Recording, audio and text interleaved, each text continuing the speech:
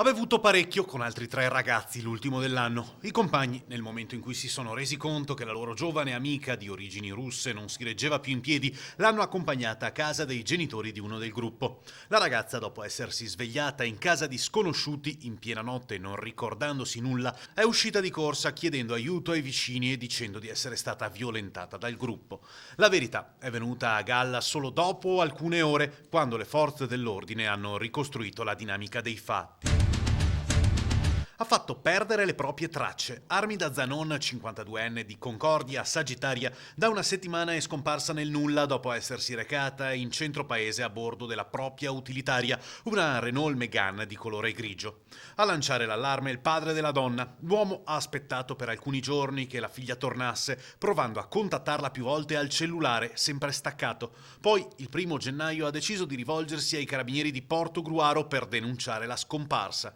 I militari dell'Arma, con la collaborazione di polizia, vigili del fuoco e protezione civile, hanno cominciato a setacciare tutto il Veneto orientale, per il momento senza successo. Una brutta sorpresa di Capodanno per i gondolieri del Molo di San Marco, ma soprattutto il rischio che tutte le gondole ormeggiate andassero a fuoco. Malgrado l'ordinanza antibotti, sono state centinaia le segnalazioni dell'uso di petardi in città. Alcuni li hanno lanciati dalla riva all'interno delle gondole ormeggiate per la notte e coperte dal tieme in stoffa. Una pessima idea che fortunatamente ha portato alla distruzione di qualche telone senza grosse conseguenze per gli scafi.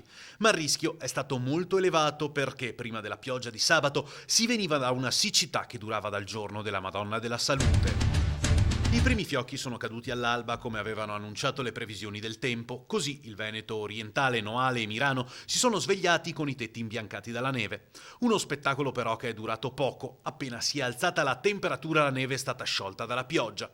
A Venezia e a Mestre nemmeno un fiocco, ma non è detto che sia così, anche perché nelle prossime ore le previsioni danno un abbassamento delle temperature e la possibilità di nuove precipitazioni.